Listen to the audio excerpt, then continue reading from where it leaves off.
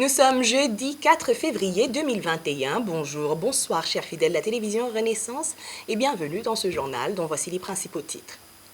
Peur panique au sein des camps de réfugiés burundais en Tanzanie où des attaques continuent à être perpétrées sous le silence des autorités tanzaniennes. La coalition des défenseurs des droits de l'homme s'indigne contre les violations des droits de réfugiés que subissent ces derniers en Tanzanie et appelle le HCR à tout faire pour assurer la sécurité de tous les réfugiés.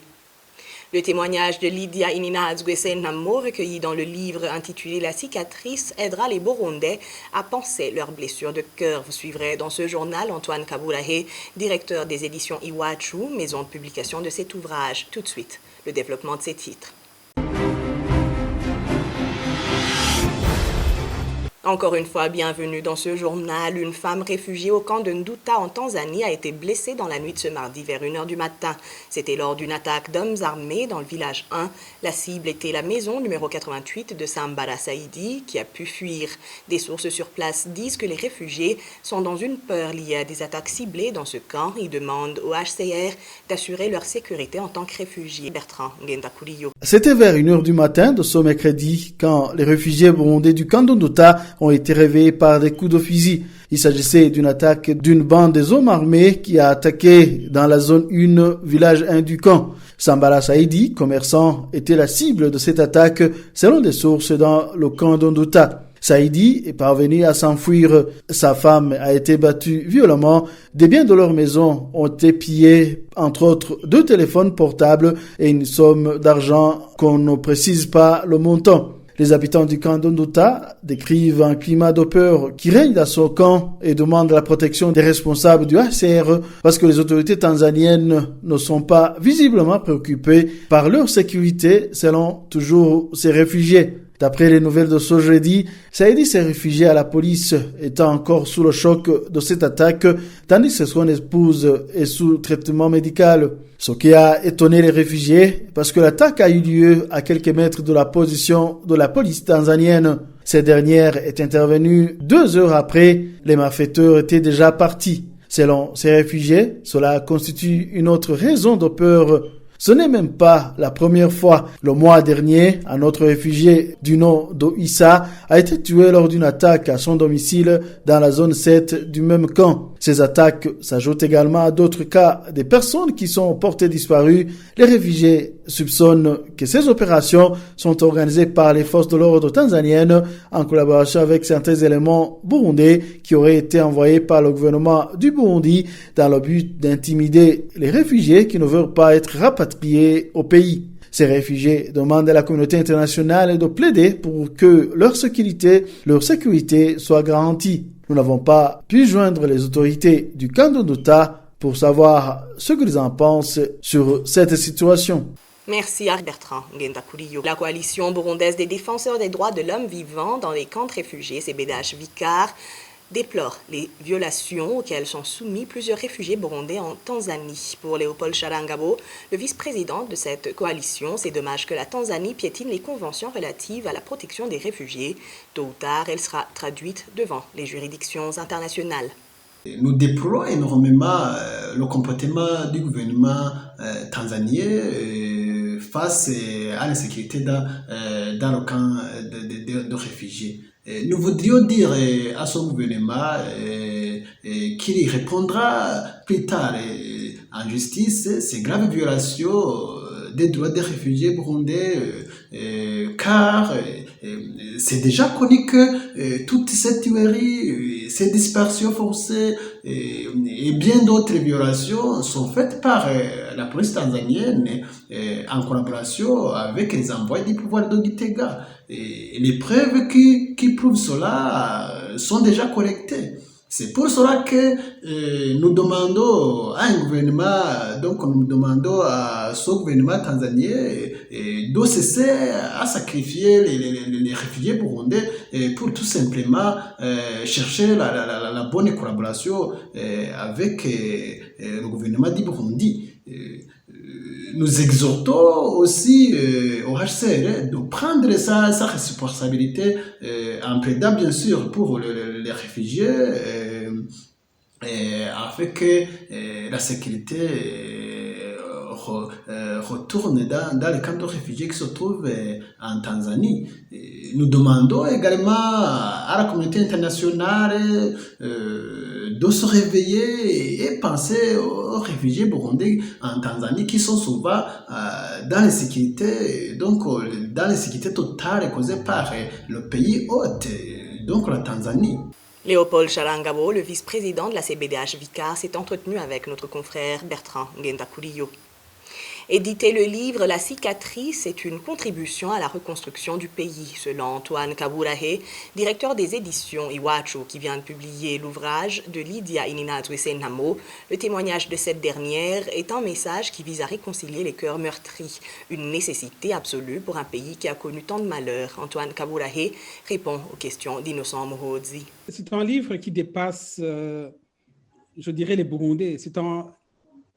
Pour moi, c'est un livre presque universel, en fait. Parce que le témoignage de Lydia Senamo parle à l'humain.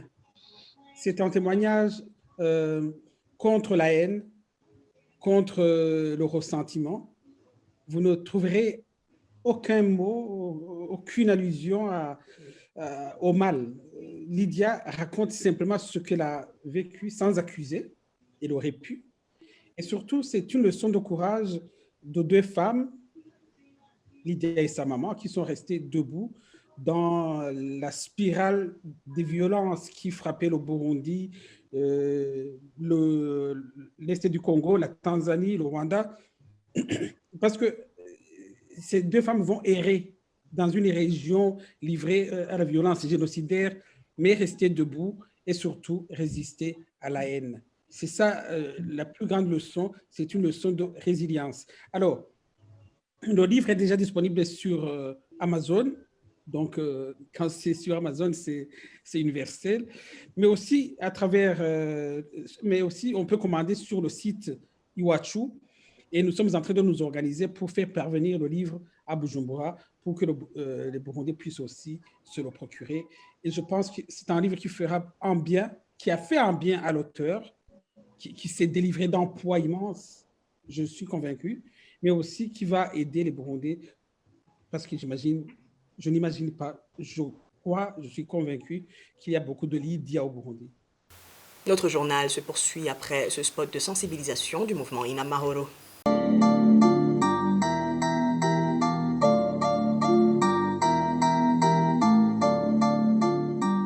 Chers parents, s'il advenait qu'un membre de la famille attrape la COVID-19, votre rôle est primordial. Prenez vite et faites respecter les mesures recommandées en pareilles circonstances pour protéger les autres membres de la famille. C'est votre devoir de rappeler et appliquer toutes les instructions pour prémunir votre famille des effets néfastes de la maladie. En effet, une large contagion en sein de la famille est source d'une grande perte. La santé est menacée, les activités de production suspendues et la maigre épargne familiale largement entamée par les soins médicaux. Mieux vaut prévenir que guérir. Agissez tant qu'il est temps pour que vous n'ayez pas à regretter. Ceci est un message du mouvement Inamahoro, femmes et filles pour la paix et la sécurité. Et page justice internationale, le verdict est tombé. Dominique Ongwen, l'un des principaux commandants de l'armée de résistance du Seigneur, a été reconnu coupable de crimes de guerre par la Cour pénale internationale. Il a été reconnu coupable pour 61 des chefs d'accusation de crimes de guerre et de crimes contre l'humanité commis par le groupe de Joseph Kony dans le nord de l'Ouganda entre 2002 et 2005, soit plus de 250 000 victimes directes et indirectes de ces exactions recensées par la Cour. Menacé de mort par Joseph Kony, Dominique Ongwen s'est rendu aux forces armées ougandaises UPDF et aux forces spéciales américaines en janvier 2015 en Centrafrique. L'Assemblée nationale en République démocratique du Congo s'est dotée hier d'un nouveau bureau. Le député Christophe Mbosso est élu président et Jean-Marc Kabound son vice-président. Les deux sont membres de l'Union sacrée, la nouvelle plateforme lancée par le président Félix Tshisekedi après la dissolution de la coalition qu'il avait formée avec son prédécesseur Joseph Kabila. Thierry Biguinindavdi pour plus de détails. C'est ce mercredi 3 février qu'était prévue la fin de la session extraordinaire de l'Assemblée nationale congolaise, ouverte depuis début janvier. Cette session a été clôturée par la mise en place du nouveau bureau de la Chambre basse du Parlement. Christophe Mbosso, qui dirigeait provisoirement le bureau d'âge, a été confirmé par ses pairs pour être le nouveau président de l'Assemblée nationale. Il a été élu avec 389 voix quand la nouvelle plateforme Union Sacrée, lancée par Félix Tshisekedi après la dissolution de la coalition qu'il avait formée avec son prédécesseur Joseph Kabila, revendique 391 députés. Son premier vice-président, Jean-Marc Kabound, le président intérimaire de l'IDPS du président Félix Tshisekedi, lui a été élu avec 365 voix. Le nouveau président de l'Assemblée nationale, Christophe Mbosso, avant d'être propulsé à la tête de l'Assemblée nationale d'une façon provisoire, était membre du FCC, la coalition pro-Kabila, mais pour le moment, il est accusé par ses anciens compagnons du FCC d'avoir viré dans le cas de Félix Tshisekedi. Christophe Mbosso est un vieux routier de la politique congolaise. Il a été élu pour la première fois député en 1977 à l'époque de Mobutu. Il a été plusieurs fois ministre sous le maréchal Mobutu, sénateur pendant la transition et à nouveau député sous Joseph Kabila. Les accointances de l'actuel président de l'Assemblée nationale congolaise, âgé de 78 ans, avec le camp du président Tshisekedi, n'ont commencé qu'au début du mois de décembre, quand il est devenu le président d'âge du bureau provisoire de l'Assemblée nationale, après la destitution de l'ancienne présidente de l'Assemblée nationale, Janine Mabunda, victime d'être l'une des proches parmi les proches de Joseph Kabila. Christophe Mbosso est élu président de l'Assemblée nationale après avoir réussi d'évincer le premier ministre Sylvestre Ilunga Ilunkamba, réputé lui aussi d'être kabiliste.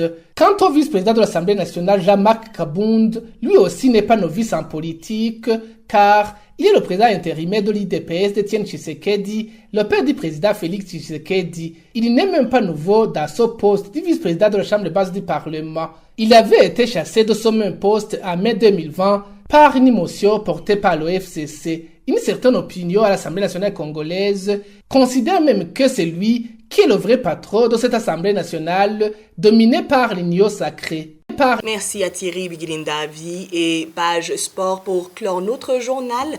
L'affiche de la finale du championnat d'Afrique des Nations est connue. Ce sont les équipes du Mali et le Maroc qui vont s'affronter dimanche à Yaoundé, au Cameroun. Les Maliens se sont difficilement imposés mercredi contre des Guinéens qui se sont battus jusqu'au bout. La rencontre s'est terminée par un score vierge. Les deux équipes ont été départagées par les tirs au but, 5-4 en faveur du Mali. Quant au Maroc, il n'a fait qu'une bouchée d'un Cameroun méconnaissable. Les Marocains l'ont emporté sur le score sans appel de 4-0.